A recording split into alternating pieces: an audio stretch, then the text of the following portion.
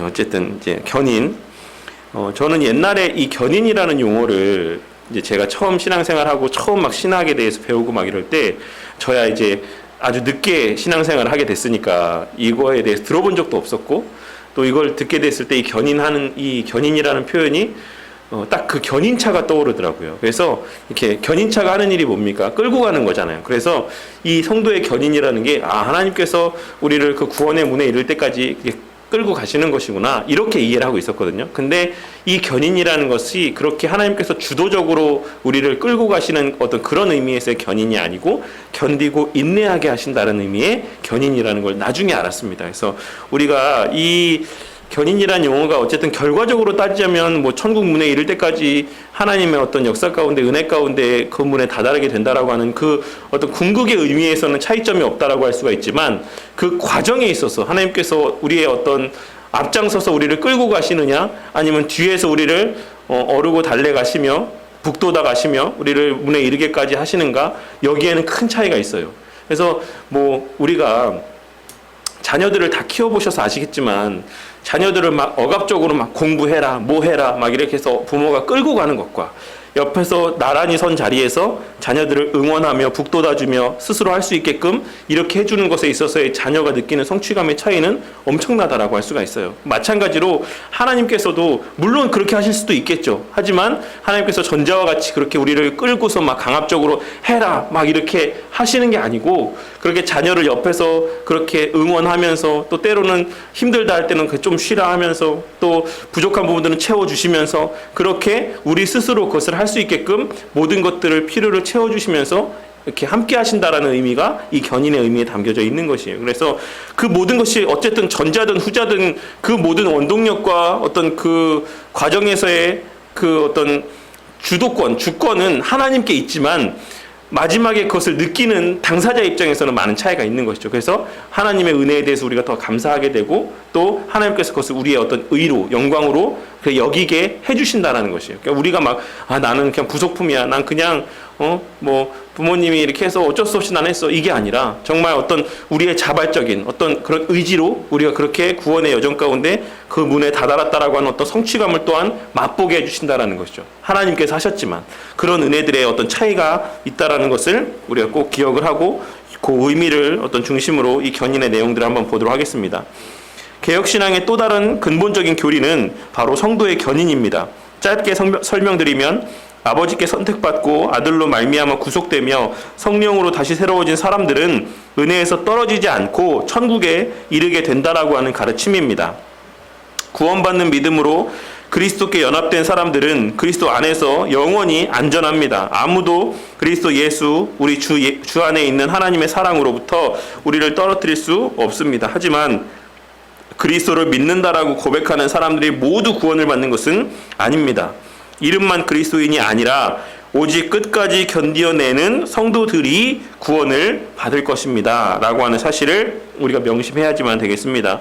그리스도를 믿는다라고 고백한 사람이 후에 떨어져 나가는 경우도 있다는 것을 우리가 살아가면서 너무나도 많이 보게 되죠. 신앙생활을 열심히 하는데 어느 날 갑자기 교회를 출석하지 않거나 그 믿음을 잃어버리는 경우들을 있는 것을 보게 될 때가 많이 있습니다. 제가 아는 성도님 한 분 중에도 제가 예전에 부교육자 생활했을 때 정말 너무 정말 뭐랄까요. 너무 예쁜, 그러니까 저보다 나이가 많으셨음에도 불구하고 남자 성도님이신데 너무 예쁜 신앙을 가지신 집사님이 있으셨어요. 그분이 옛날에 이제 아주 어렸을 때부터 신앙생활을 했는데 젊었을 때 개척교회에서 정말 목사님보다 먼저 교회 가서 불 켜놓고 청소해놓고 새벽기도 때 매일 그렇게 새벽기도 하고 그렇게 교회를 섬겨왔던 집사님이었거든요. 근데 어느 날 무교회주의자 책을 보셨어요. 그러니까 물론 이제 교회에서 그동안 여러 가지 불합리, 부조리한 교회가 크다 보면 그 큰 교회에서 느끼는 여러 가지 이해가 되지 않는 관행들이 있고 그럼 좀 비성경적인 것 같이 여겨지는 모습들이 있죠. 어떤 교회라고 할지라도. 근데 이제 그런 모습도 보여서 막 그런 것들이 쌓여 있는 중에 그 무교회주의자의 책을 보시고 그래 내가 뭐 꼭 교회를 가서만 신앙생활 해야 되나? 라고 하는 생각을 하고 그때부터 교회를 나오지 않으셨어요. 그냥 집에서 혼자 예배 드리시고 말씀 보고 그렇게 한번 그게 신앙이 흔들리니까 안 돌아오시더라고요, 교회로. 그걸 모습을 보면서 제가 와, 어떻게 저분이 신앙이 저렇게 흔들릴 수가 있지? 라는 것에 되게 충격을 받은 적이 있었거든요. 근데 우리가 물론 이제 그분이 마지막까지 그런 상황 가운데 있을 것이다 라는 것을 말씀드리는 건 아니고, 정말 우리가 살아가면서 어떤 사람의 신앙이 한순간에 변화해지게 되는 것을 보게 되는 경우들이 많이 있다라는 것을 말씀드리기 위해서 그런 예를 잠깐 들었습니다. 그런데 어쨌든 그런 모습이 끝까지 유지되는 사람들도 있다라는 것이에요. 그러니까는 물론 그렇게 잠시 방황하다가 다시 주님께로 돌아오는 사람들도 있지만, 그냥 그 신앙을 잃어버린 상태 가운데서 그냥 삶을 끝맺음하는 사람들도 있는 것이 분명하다라는 것입니다. 그런 자들을 가리켜서 성경은 뭐라고 이야기를 하고 있냐면, 요한일서 2장 19절 말씀에 그들이 우리에게서 나갔으나 우리에게 속하지 아니하였으니 만일 우리에게 속하였더라면 우리와 함께 거하였으리니와 라고 말씀하고 있다라는 것이죠. 그러니까 본래 그 무리 가운데 하나님께서 그 속한 자로 예비하신 자라고 한다면, 설령 그 가운데에 잠깐의 방황으로 인해서 그 무리에서 이탈한다라고 할지라도 다시 돌아오게 되어 있는 것이고, 하나님께서 예정하시지 않은 자, 하나님께서 택하시지 않은 자만이 그 가운데 돌아오지 아니하고 끝까지 그 상태 가운데 머물며 그냥 떨어져 나간 상태 가운데 삶을 마무리하게 된다라고 하는 것을 말씀하고 있는 것입니다. 그런 것을 토대로 오직 성도만이 견인한다, 성도만이 끝까지 견디고 성도만이 끝까지 인내한다 라고 하는 것을, 그 결론을 도출해낼 수 있다는 것입니다. 그렇다라고 하면 실제로 성도는 그럼 무엇입니까? 성도의 의미는 무엇입니까? 우리는 종종 성도란 단어에 대해서 잘못된 견해를 갖고 있습니다. 우리는 남자나 여자에 대해서 말하면서 그 남자 혹은 그 여자는 성도다라고 이야기를 하는 경우가 많이 있죠. 특별히 경건하고다 거룩한 사람을 지칭하면서 이야기를 한다는 것입니다. 어떤 그 표현에는 그 어떤 성도라고 하는 의미 자체가 지니고 있는 의미 때문이라고도 할 수가 있다라고 생각해요. 그 성자라고 성스러울 성자라고 하는 그 표현 자체를 사용하는 것을 통해서 그런 어떤 의미들이 좀 이렇게 증거되어지는 것이다라고도 생각합니다.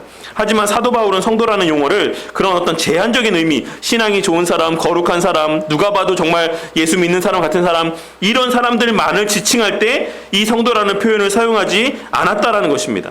바울이 쓴 여러 서신에서 다음과 시작을 합니다. 로마에 있는 성도들에게, 고린도에 있는 성도들에게, 에베소에 있는 성도들에게, 이런 성도라는 용어를 사용하면서 바울은 이 성도라는 표현을 거룩한 사람만을 의미하는 표현으로 사용하지 않았다라는 것이에요. 가장 이런 어떤 예를 들 때 흔하게 빈번하게 등장하는 좀 불명예스러운 교회가 있죠. 고린도 교회. 고린도 교회 성도들의 모습을 보면 사실 오늘날 우리 주변에 이 고린도 교회 성도들의 이 모습이 보여진다라고 하면 성도님들은 그분들을 가리켜서 믿는 사람이라고 이야기할 수 있겠습니까?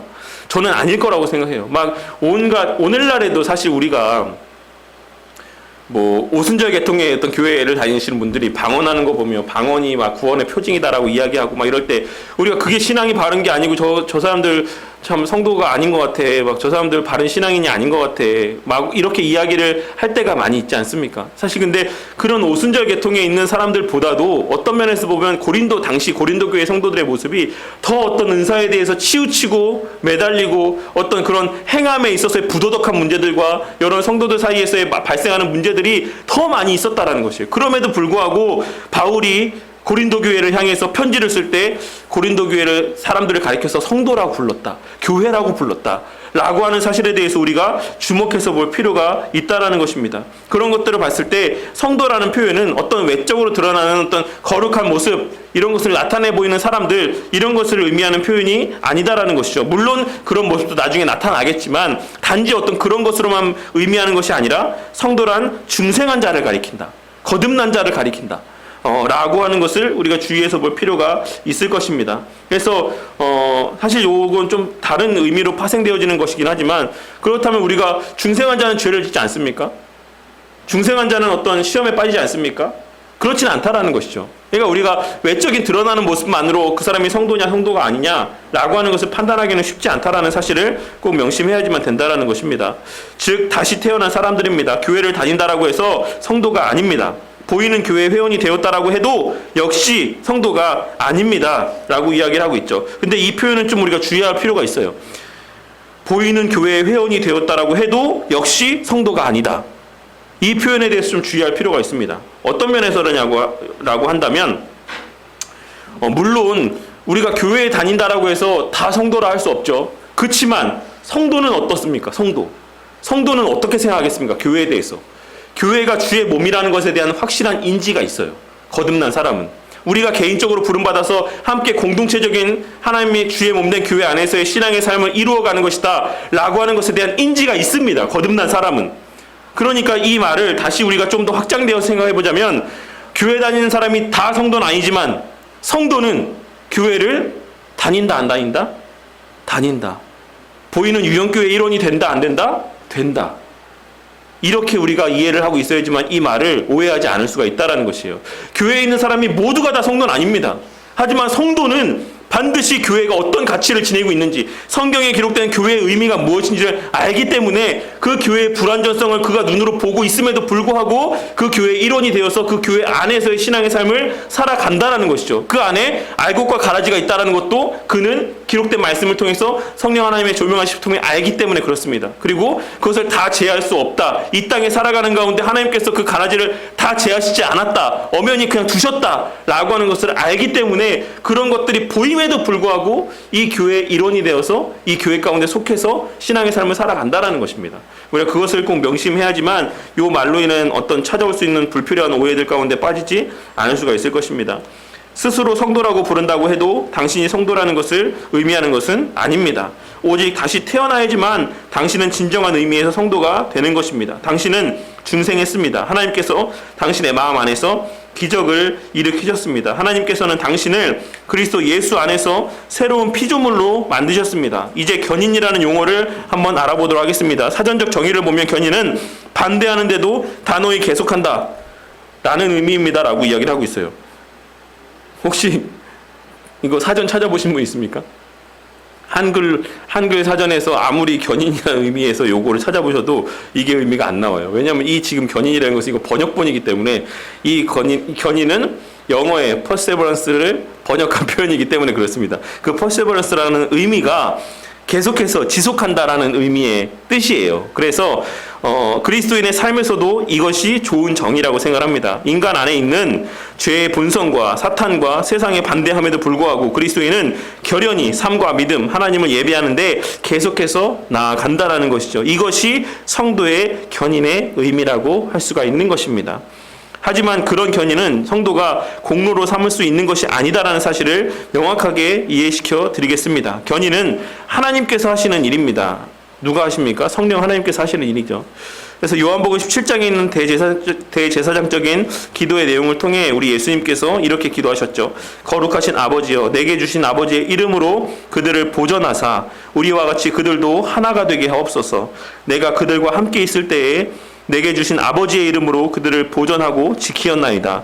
그 중에 하나도 멸망하지 않고 다만 멸망의 자식뿐이오니 이는 성경을 응하게 함이니이다 라고 예수님께서 기도를 하셨습니다. 이 기도의 내용들 가운데 세 가지의 중요한 사실이 언급이 되어지고 있는데, 첫째로는 하나님께서는 그리스도께 어떤 사람들을 주셨다라는 사실입니다. 그 사람들은 선택된 자들이며 가끔 예수님께서 양이라고 부르던 자들입니다. 둘째로 예수님께서는 이들 중에 아무도 멸망하지 않고 앞으로도 멸망하지 않을 것이다 라고 말씀하셨습니다. 어떤 자들? 하나님께서 보내어 주신 자들. 그 사람들은 결코 멸망하지 않을 것이다. 요한복음 10장에서 우리는 그리스도께서 같은 이야기를 하시는 것을 보게 됩니다. 양에 대해서 말씀하시면서 내가 그들에게 영생을 주노니 영원히 멸망하지 아니할 것이요 또 그들을 내 손에서 빼앗을 자가 없느니라. 그들을 주신 내 아버지는 만물보다 크심에 아무도 아버지 손에서 빼앗을 수 없느니라. 누구에 대해서 하신 말씀이라고요? 양에 대해서 하신 말씀이라고 분명하게 말씀하고 있습니다. 모든 사람을 대상으로 하신 말씀이 아니고 양들에게 하신 말씀이다 라고 말씀하고 있는 것이죠. 셋째, 예수님께서는 자신이 선택받은 자들을 지켜주시고 보호하실 것이므로 멸망하지 않을 것이다 라고 말씀하신다는 것입니다. 사탄은 선택받은 자들을 그리스도의 손에서 빼앗으려고 노력을 합니다. 이런 일은 모든 세대에 걸쳐서 모든 순간 속에서 일어나고 있다는 것을 우리가 잘 알고 있는 것이죠. 하지만 모든 것보다 크신 아버지께서 마귀가 성도를 빼앗는 일을 허락하시지 않기 때문에 마귀는 성공할 수가 없습니다. 들으셨습니까? 아버지 하나님께서는 모든 것보다 크십니다. 이는 하나님께서 내 죄된 본성보다 크시고 세상과 세상의 모든 유혹보다도 크시며 사탄과 사단의 모든 어떤 그런 마귀의 괴계보다 능력보다 더 크다는 것을 의미하는 것이다라고 할 수가 있는 것입니다. 그렇게 하나님께서 당신의 자녀들을 보호하시고 또한 인내하게 하시며 변화시켜 가심으로 구원의 문에 이를 때까지 성장시켜 가시는 것입니다. 최근에 제가 즐겨보는 프로가 몇 가지 있는데 예전에는 세상에 나쁜 개는 없다? 이 프로를 종종 많이 봤거든요. 그 프로를 보면 그 강영욱이라는 사람이 못 바꿔놓는 개가 없어요.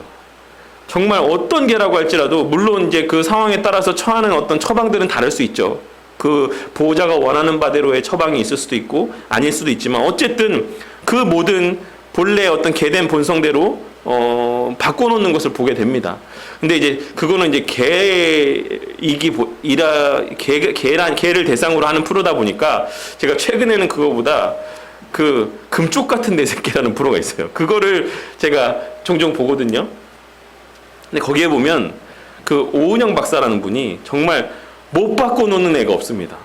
정말로 저희가 최근에도 저희 부부가 그 최근에 나온 아이 보면서 정말 우리 아이가 저렇지 않아서 너무 다행이다, 감사하다라고 생각할 정도로 너무 심한 케이스에 있는 아이가 나왔었어요. 그리고 그 어떤 변화되어지는 과정도 다른 어떤 케이스들보다 훨씬 많은 시간이 소요가 됐고, 근데 어쨌든 그 오은영 박사라는 분이 그 아이를 변화시켜가는 모습을 우리가 보게 되지 않습니까?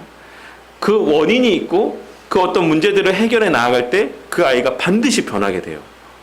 근데 제가 그걸 보면서 무슨 생각을 했냐면, 야, 정말 사람도 사람 하나를 바꾸는데 저렇게 모든 어떤 바꾸지 못할 사람이 없이 저렇게 다 바꿔가는데 우리가 하나님께 있어서 야, 저 사람은 안 바뀔 거야, 저 사람은 안 될 거야, 야, 저 사람은 정말 가망이 없어 라고 생각하는 게 얼마나 하나님 앞에서의 모독적인 말이 되는 것인가, 모독적인 생각이 되는 것인가 라는 생각을 할 때가 있었습니다. 그러니까 우리가 봤을 때 사람도 사람을 바꿀 수가 있는데 같은 피조물끼리도 그 사람에 대해서 연구하고 공부하고 배우고 한 바대로 그 사람을 변화시켜 갈 수가 있는데, 이 사람을 창조하신 그 원인자 되시는 하나님께서 어떤 한 사람을 바꾸어 가실 수 없다? 보존하실 수 없다? 이것은 사실 말이 안 된다라는 것이죠. 그러니까 우리가 이 하나님께서 선택받은 자들을 오염되지 않도록, 죄에 다시 빠지지 않도록 사단의 마귀의 어떤 괴계에서 보호하시고 그 사람을 계속해서 성화시켜 가셔서 끝까지 다다르게 하신다. 이것은 사실 어떻게 보면 너무 당연한 이야기예요. 근데 그럼에도 불구하고 우리가 살아가면서 그 하나님의 능력에 대해서 불신하게 될 때가 많이 있다라는 것이죠. 그 불신이 어디서부터 오는 것이냐? 마귀가 우리에게 주는 마음이다라는 것이에요. 이 사람은 안 돼, 안 될 거야, 이거는 불가능한 일이야 라고 하는 마음들을 준다라는 사실이죠. 하지만 우리 기록된 말씀들을 통해서 우리는 반드시 하나님께서 그 모든 것보다, 그 어떤 능력보다 크다라고 하는 사실을 명심해야지만 된다라는 사실입니다. 그래서 당신이 인내할 수 있는 것은 오직 전능자이신 하나님의 주권적인 능력 때문입니다. 많은 사람은 가르치기를 성도는 자신의 힘으로 신앙의 길을 걸어가야 하며 노력을 해야지만 천국에 도달할 수 있다라고 이야기를 합니다. 하지만 우리는 히브리인들에게 사도들이 전했던 것처럼 그리스도께서는 우리 믿음의 조성자시고 믿음을 완성하게 하시며 혹은 온전하게 하시는 분이라는 사실을 믿고 있습니다. 시편 138편에서 기록되어 있는 그 고백에서처럼 우리는 하나님께서 우리 안에 시작하신 일을 하나님의 은혜로 완전히 성취하실 것을 기뻐할 수가 있다라는 것이고, 또한 기뻐해야지만 된다라는 것입니다. 19세기의 미국 남부의 위대한 장로교 신학자인 로버트 데브니는 다음과 같은 말을 기록을 했습니다. 주권적이시며 공로를 요구하지 않으시는 하나님의 사랑이 믿는 자를 효과적으로 부르시는 원인이 됩니다. 원인이 변할 수가 없는 것처럼 그 효과도 변화해질 수 없습니다. 선한 일을 시작하신 하나님께서 신자 안에 지속적으로 은혜를 교통시키시는 방식으로 효과를 나타내십니다 라고 말씀하고 있는 것이죠. 은혜를 지속적으로 교통하시는 방식, 이게 뭡니까? 우리가 알고 있는 은혜의 방편이 뭐가 있습니까?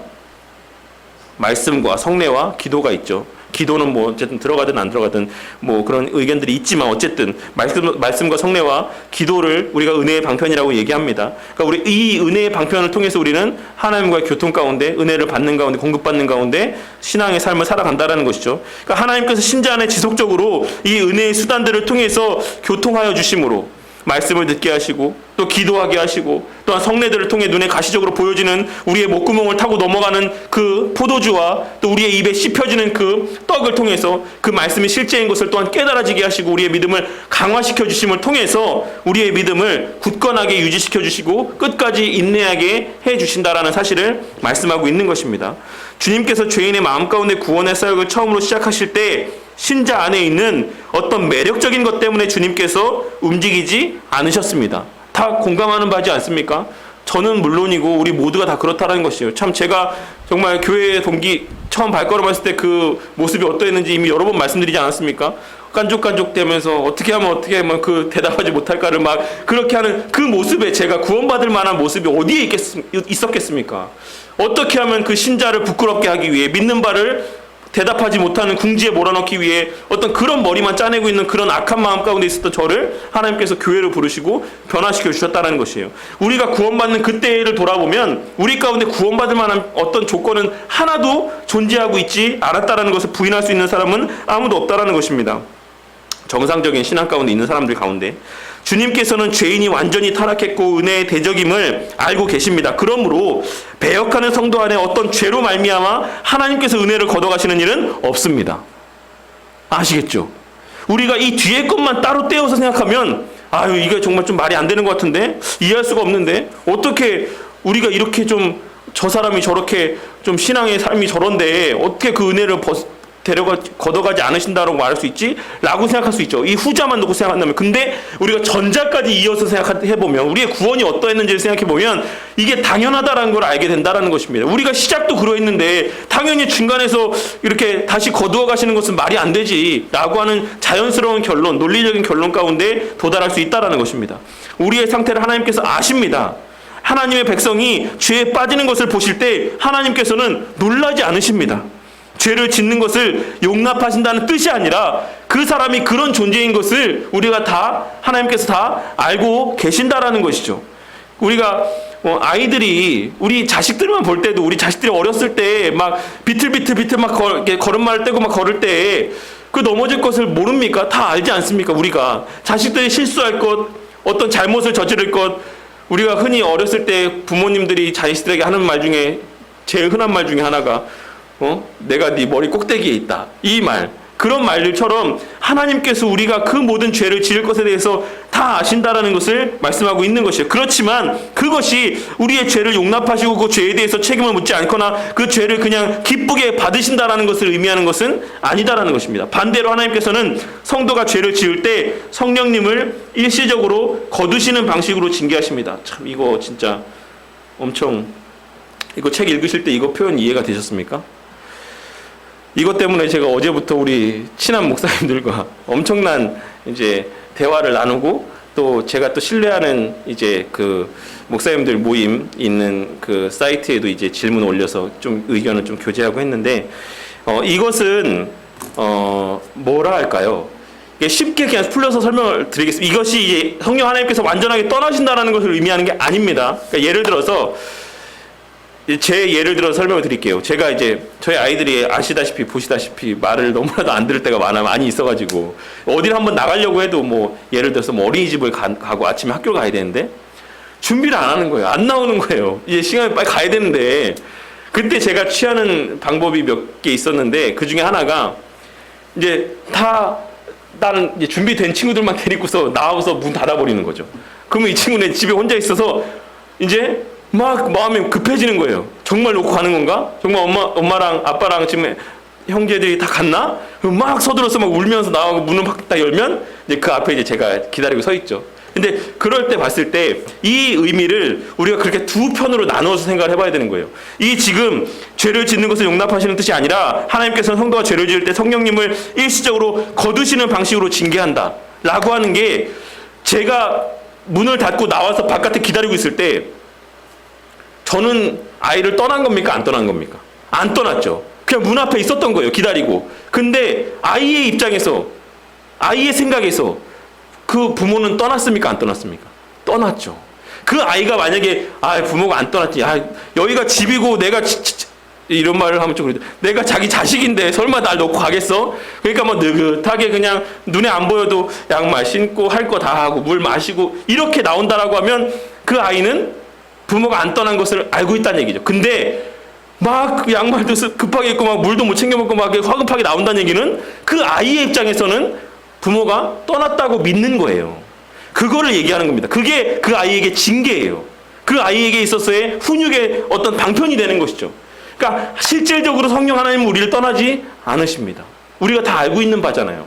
근데도 때로는 그 성령 하나님께서 침묵하시고 그 자신을 숨기시고 드러내지 아니하심을 통해서 우리가 마치 버림받은 것처럼 성령 하나님이 나와 함께 하시지 않는 것처럼 그와 같은 느낌들을 받게 하신다는 것이죠. 그래서 우리로 하여금 그 자식이 그 엄마 아빠를 따라서 황급하게 문을 열고 따라 나섰던 것처럼 다시금 그 하나님을 찾게 만들고 붙잡게 만들고 하나님을 향해서 나아가게 만드는 방법들을 사용하신다라는 것을 말씀하고 있는 것이에요. 그러니까 이 의미가 그 알미니안주의자들이 얘기하는 것처럼 성령 하나님이 오셨다가 뭐 가실 수도 있고 우리가 잘못하면 하나님 떠나가시고 이런 것을 의미하는 그런 의미의 것이 아니다라는 것을 이해하셔야지만 됩니다. 하나님 편에서는 단 한순간도 우리를 떠나신 적이 없어요. 근데 우리가 봤을 때 우리에게 느껴졌을 때 하나님께서 계시지 않는 것처럼 느껴지게 하나님께서 하심으로써 우리로 하여금 그 마음 가운데 눌림을 받게 하시고 불안하게 하시고 그렇게 하나님을 찾게 만드는 그런 어떤 징계의 방식들을 사용하신다라는 것을 말씀하고 있는 것입니다.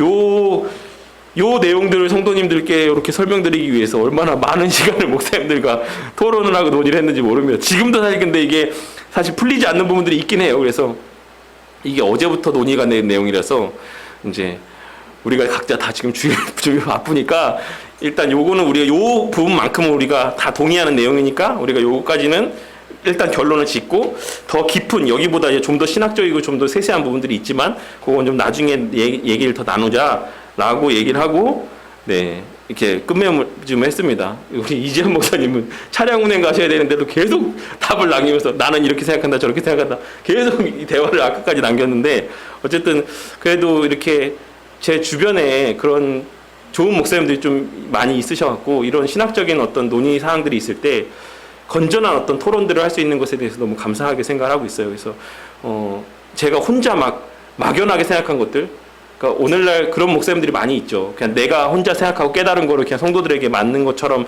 설명을 하는 경우들이 많이 있는데 사실 그건 되게 목사가 주의해야 될 것이다라고 생각합니다. 여러 목사님들이 보편적으로 갖고 있는 생각이 무엇이고 전통적으로 우리 신앙의 선배들이 갖고 있었던 이 주제에 대한 어떤 일치된 견해가 무엇인가를 우리가 늘 배우고 그것을 성도들에게 알려주는 것이 우리가 시행착오를 줄일 수 있는 길이지 그냥 혼자서 깨닫게 된 바대로 생각한 바대로 성도에게 이것은 이거다라고 이야기하는 거는 좀 위험한 거라고 생각해요. 그래서 어쨌든 우리가 믿고 있는 신앙 안에서의 이 일시적으로 거두시는 방식, 성령 하나님을 일시적으로 거두시는 방식에 대한 의미, 그 징계의 의미는 그와 같다라는 사실을 그렇게 이해하시면 될 것 같습니다. 그리고 추후에 제가 좀 더 나중에 목사님들과 더 확장된 의미에서는 이제 예전에도 말씀드렸지만 구약시대 성도 가운데 성령 하나님의 내주의 방식과 신약시대 성도들의 성령 하나님의 내주의 방식에 차이점이 있는가 없는가 이런 점에 있어서도 사실 우리가 성령 하나님의 내주하심에 대해서는 우리가 충분히 연구할 수 있는 여지들이 너무나도 많이 남아있죠. 우리가 다 이해할 수 없는 부분이 있으니까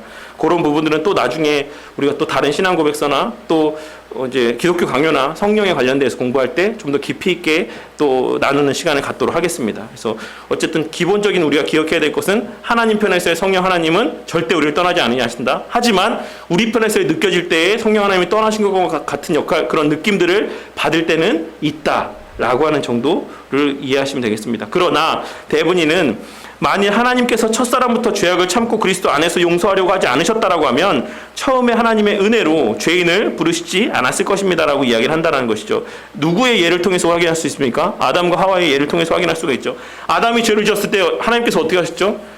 저 죄 졌네 그냥 쫓아내 이렇게 하지 않으셨죠. 아담아 어디 있느냐라고 하나님께서 부르시고 또 짐승의 가죽으로 된 옷을 지어서 입히시는 모습들을 우리가 창세기에 기록된 말씀들을 통해서 확인할 수가 있다라는 것입니다. 다시 말하자면 죄인들에게 하나님께서 선택적인 은혜를 베푸시는 이유가 절대로 신자 안에 있는 것이 아니라 전적으로 하나님께 있다라는 것을 의미하는 것입니다. 그러니까 언약은 이미 아담 때에 파기가 됐어요. 그러니까 아담 편에서 할 수 있는 것은 이제 아무것도 없습니다. 아담이 그 선악을 알게 하는 나무의 실과를 따먹는 그 순간에 하나님과 아담 사이에 맺어졌던 언약은 파기된 거예요. 그러니까 언약을 깬 사람이 그 언약에 대해서 왈가왈부할 수 있는 게 있습니까? 없어요. 더 이상 그 언약의 관계 가운데는 그가 주장할 수 있는 권리는 유효하지 않게 되었다라는 것입니다. 우리가 그것을 통해서도 그 이후에 행하시는 모든 하나님의 행위가 다 하나님의 전적인 은혜라는 것을 또한 확인할 수가 있는 것이죠.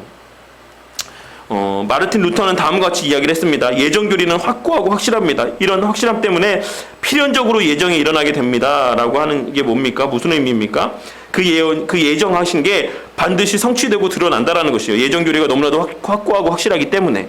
이는 우리 자신이 너무 약하기 때문에 만일 우리의 손에 구원의 문제가 달려있다라고 하면 너무 소수만이, 더 정확히 말하자면 아무도 구원을 받지 못하고 사탄의 손에 넘어갈 것입니다. 라고 이야기하고 있죠. 이건 이전에도 함께 살펴본 내용과도 좀 연관성이 있는 내용이라고 할 수가 있습니다. 이로부터 그리스도인이 죄에 빠질 수 있다는 것을 우리는 배우게 됩니다. 정말 그리스도인이 죄에 빠지는 일은 흔하게 일어납니다. 훌륭한 사람들도 일시적으로 믿음에서 떨어집니다. 이 세상에 있는 한 성도는 계속해서 전투를 합니다. 그리고 또한 가끔 지기도 하는 것이 사실인 것입니다. 하지만 완전히 패하지는 않습니다. 전혀 믿음이 없는 것처럼 보이는 때도 있습니다. 하지만 성령 하나님께서 온전한 사역을 하시기 때문에 완전히 타락하는 일은 벌어질 수 없다라는 것을 말씀하고 있는 것이죠. 믿음에서 떨어진 사람이 다시 회복하고자 할 때 그 사람은 죄를 고백하며 용서를 구합니다. 어떻게? 그렇게 성령 하나님께서 이끄시기 때문에 그래요. 그 마음 가운데 죄를 보게 하시고 깨닫게 하시고 그 비참함과 참상을 직시하게 하신다라는 것이죠. 그래서 회개의 자리로까지 인도하여 주신다라는 것을 말씀하고 있는 것입니다. 그때 자유롭게 용서됩니다. 하나님께서 택하신 성도는 이런 점에서 탕자와 비슷합니다. 탕자는 잠시 세상으로 말미암아 속임을 당하고 죄된 욕망과 정욕으로 방황을 합니다. 곡물을 먹으려고 애를 쓰나 만족하지 못합니다. 곧바로 부르짖게 될 것입니다. 내가 일어나 아버지께 가서 이르기를 아버지 내가 하늘과 아버지께 죄를 지었사오니. 그리고 탕자는 변하지 않는 사랑이라는 놀라운 선물을 받게 됩니다. 아버지의 목소리는 배역한 탕자의 마음을 녹이게 됩니다. 이 내 동생은 죽었다가 살아났으니 내가 잃었다가 얻었기로 라고 고백하는 그 하나님의 그 마음을 돌아온 탕자는 또 받아 누리게 된다라는 것이죠.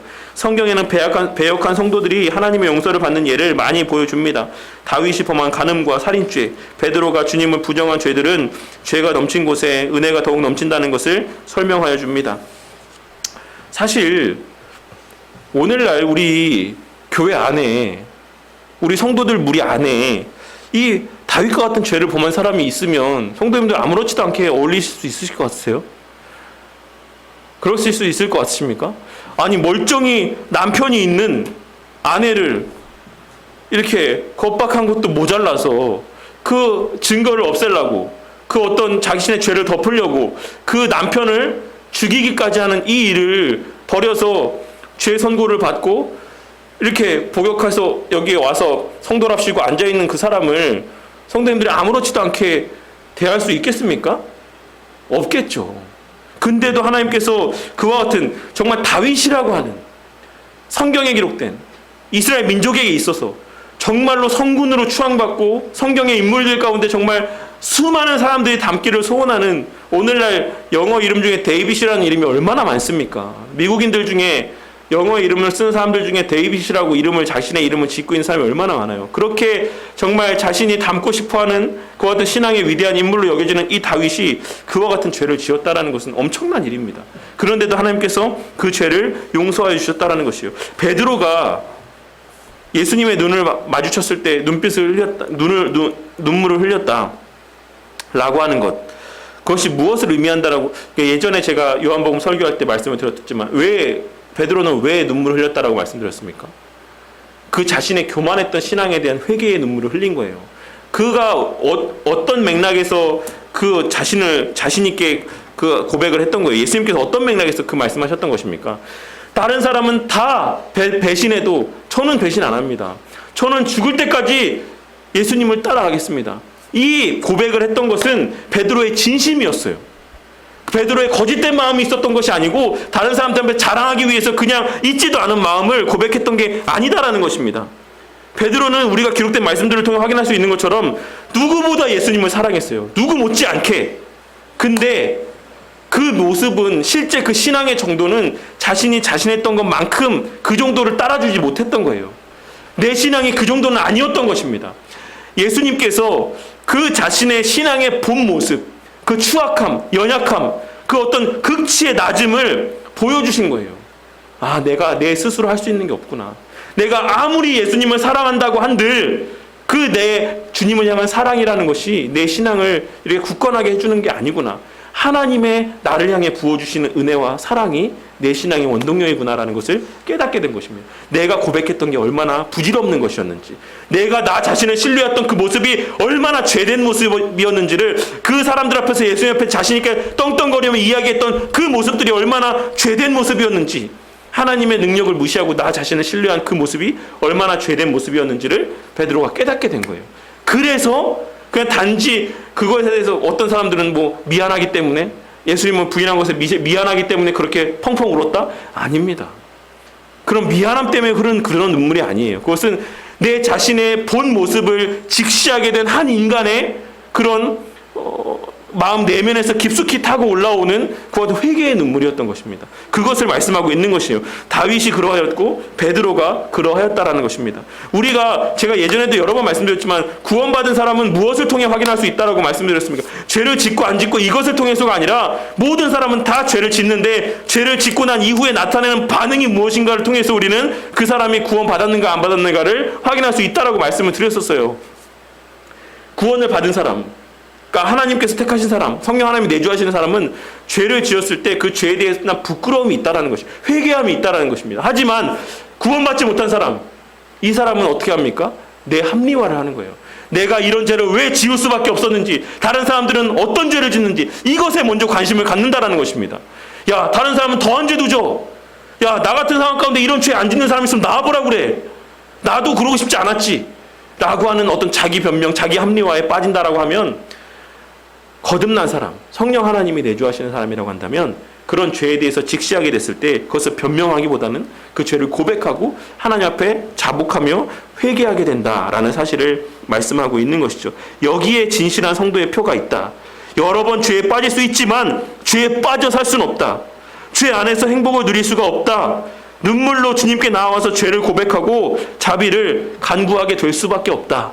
라는 것을 말씀하고 있는 것입니다. 당신은 성도입니까? 당신은 견인하는 중에 있는 성도입니까? 어떻게 알 수 있습니까? 그것은 바로 당신이 죄 때문에 울어본 적이 있는가? 라는 것을 통해서 우리가 확인할 수 있다는 것이에요. 최근에도 종종 이렇게 눈물 짓게 될 때가 있긴 하죠. 하지만 제가 정말 청년 때 이제 교회 다니고 난 지 얼마 안 됐을 때, 그때 제가 정말 엄청나게 울었던 적이 있었어요. 그때가 예배는 아니지만 어쨌든 그 청년 그런 어떤 부흥회 같은 어떤 그런 시간 이후에 청년들끼리만 남아서 이제 기도하는 시간이었는데, 지금도 제가 아마 죽는 날까지 잊혀지지 않을 것 같아요. 그때 정말 제가 너무나도 많이 울었던 것 같아요. 정말 주위에 사람들이 청년들이 막 와가지고 무슨 일이냐고 할 정도로 막 어깨를 막 만지면서 왜 무슨 일이냐고 하라고 할 정도로 제가 진짜 엄청 펑펑 울면서 회개를 한 적이 있었습니다. 그러니까 그때가 이제 교회 다닌 지 얼마 안 됐을 때였고, 그동안에 이제 지내왔던 삶의 모습들을 돌아봤을 때 그런 눈물이 흘렀던 것 같아요. 근데 어쨌든 그 시간들이 지금도 제가 신앙생활을 해오면서 평생에 잊을 수 없는 가장 감사한 시간이었고, 우리 모두에게 반드시 그런 시간들은 있어야지만 됩니다. 모태신앙이건 뭐건 간에 우리가 살아오면서 내 죄 때문에 한 번이라도 울어본 적이 있어야만, 나의 어떤 그런 비참하고 연약한 모습들 때문에 하나님 앞에 눈물을 흘려본 적이 있는, 회개한 적이 있는 그런 경험이 있는 사람만이 구원받은 사람이라는 것은 불변하는 진리입니다. 명심하고 살아가는 우리 모두가 되기를 바라겠습니다. 좁은 문이라는 것은, 많은 사람들이 좁은 문에 대해서 뭐라고 생각합니까? 힘든 일 하는 걸 좁은 문이라고 생각해요. 어떤 율법을 지키며 사는 삶을 좁은 문이라고 생각합니다. 정말 좁은 문이 그런 것이다라고 생각합니까? 율법과 관계되어 있는 어떤 율법을 지키는 삶을 좁은 문이라고 생각하십니까? 좁은 문은 여기에 기록되어 있는 것처럼 회개의 문이고 자기 부인의 문이에요. 무슨 말인지 아시겠어요? 그만큼 자기를 부인하는 게 쉽지 않다라는 거예요. 내가 저 사람보다 나은 게 뭐가 있냐? 내가 내세울 만한 게 뭐가 있냐? 이런 마음을 품는 게 그렇게 힘들다라는 것입니다. 우리 모두의 마음 가운데는 내가 저 사람보다 못한 게 뭐 있냐? 이런 마음이 간 거지, 내가 저 사람보다 잘난 게 뭐 있냐? 이 마음은 절대 우리 가운데 들지 않는다라는 것이에요. 사단이 우리를 그렇게 두지 않아요. 사단이 언제나 우리 귀 가운데 너는 그런 사람이 아니야, 너는 그런 대접을 받을 만한 사람이 아니야, 너는 그런 처지에 있을 만한 사람이 아니야 라고 하는 마음을 계속 들려주는 거예요. 그래서 우리가 궁핍하게 살 때에는 그 궁핍한 상황이 내 마음 가운데 불만으로 막 치밀어 오르는 겁니다. 내가 어떤 사람인데 왜 내가 이렇게 궁핍한 삶을 살아야 되냐? 내가 정말 떵떵거리며 부유한 삶을 살아야 되는데 왜 저 사람들은 저렇게 부유하게 사는데 나는 왜 이 상황 가운데 있느냐라고 하는 그 불만족의 마음들을 표출시키게 만든다라는 것이죠. 어떤 대접들을 받게 됐을 때, 어떤 말들을 듣게 됐을 때 사단은 꼭 우리 귀에 너가 이런 대접 받을 만한 사람이 아니야, 제가 뭔데 너한테 이런 말을 해? 라고 하는 마음들을 심겨주는 거예요.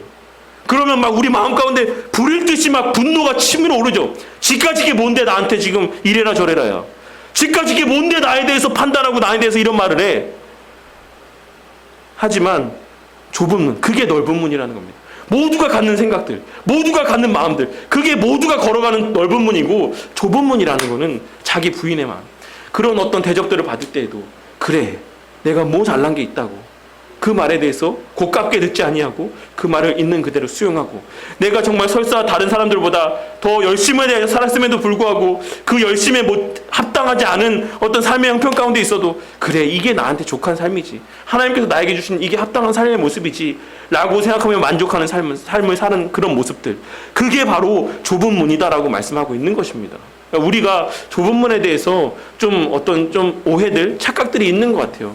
율법을 지키며 사는 삶? 누가 그러면 좁은 문을 제일 열심히 잘 들어갑니까? 유대인 바리새인들만큼 좁은 문을 잘 들어간 사람들이 있겠습니까? 없죠. 근데도 예수님이 그런 자들을 바라보시면서 넓은 문으로 가지 말고 좁은 문으로 가라고 했어요. 그 사람들이 율법을 지키는 건 무엇을 위함이었습니까? 나 자신을 위함이었, 내 자신 드러내기 위함이었던 것이.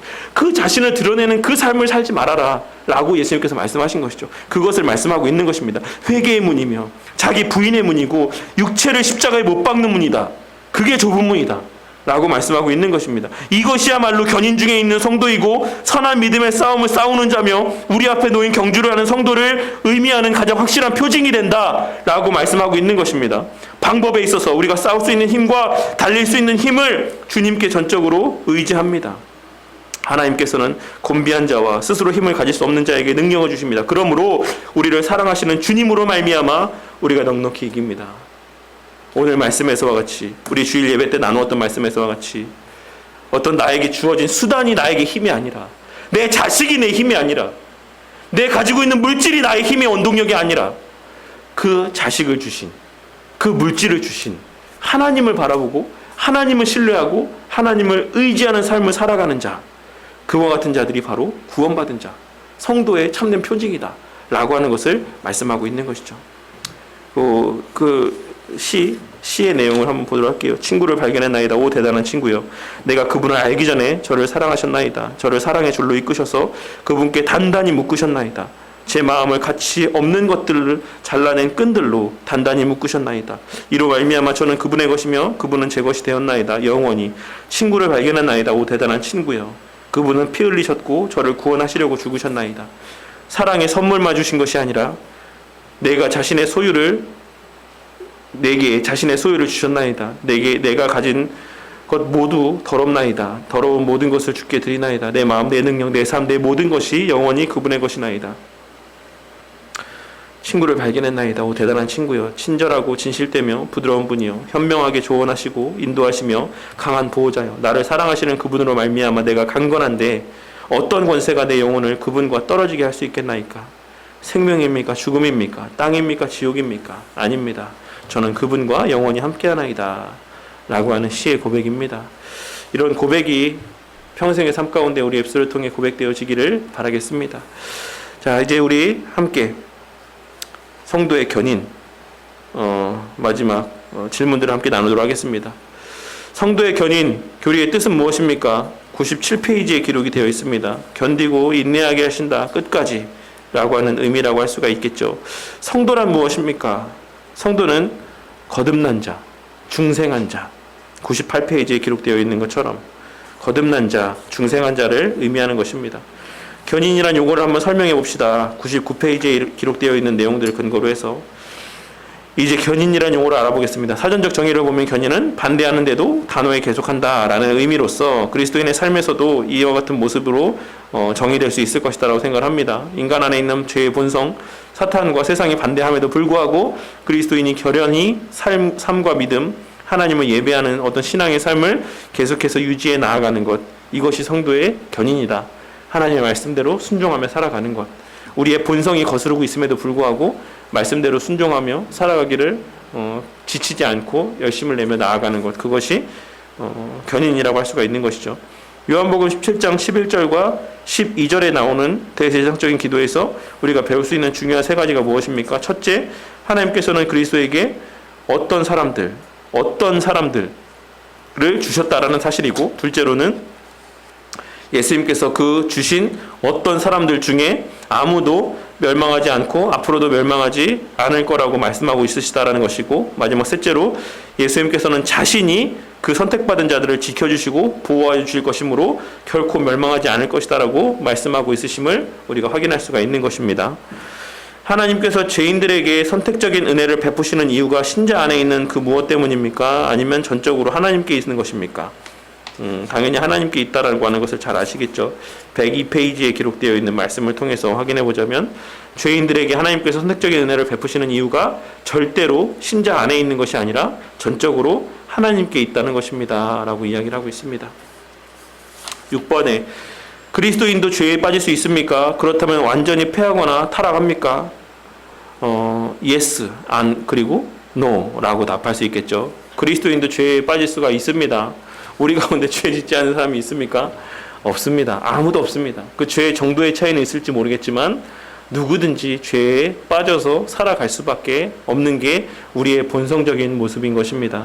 그렇다면 그 죄 가운데 완전히 머물러 있을 수 있습니까? 결코 그럴 수 없다라는 것이죠. 성령 하나님께서 그것을 그대로 내버려 두지 아니하신다라는 사실입니다. 결국에는 그 죄의 어떤 더러움, 추악함 이런 것들을 깨닫게 하시고 우리의 마음 가운데 역사하여 주셔서 회개하게 하시고 다시 믿음의 자리로 우리를 이끌어 주신다라는 것입니다.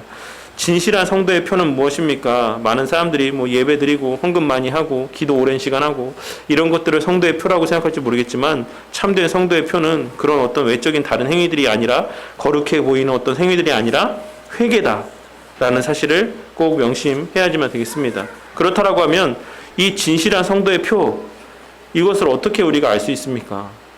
우리의 마음이 겸손해져야지만 이걸 알 수 있는 거예요. 내 죄에 대해서 자각할 수 있는 은혜가 있어야지만 이 성도의 진실한 표가 우리 가운데 표출되어질 수 있다는 것입니다. 근데 이 출발부터가 잘못되어 있으니 내가 의인이라 생각하고 착각하고 나는 죄를 하나도 안 짓고 살아간다라고 그렇게 생각하고 있으니 당연히 그 시작부터 잘못된 상황 가운데서 이 회개라고 하는 형도의 표가 나타날 수가 있겠습니까?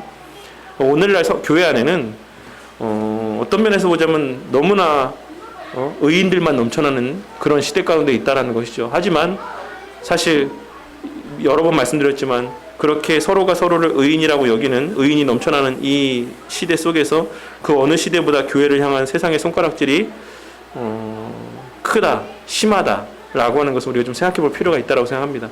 우리가 스스로 자기 부인을 하고 스스로 회개하고 스스로의 무가치함을 인정할수록 세상은 우리를 손가락질하지 못합니다. 근데 우리가 우리 스스로를 높이면 높일수록 세상에 우리를 향한 손가락질은 더욱더 극심하여져 갈 수밖에 없다는 것을 기억하고 그것이 곧 하나님의 이름에 먹칠을 하는 것이고 더럽히는 것이다라는 사실을 꼭 명심하시기 바라겠습니다. 당신은 성도입니까? 네, 다 성도일 것이다라고 믿어 의심치 않습니다. 우리 성도님들의 삶 가운데 그와 같은 자기 부인과 회개의 눈물이 끊이지 않게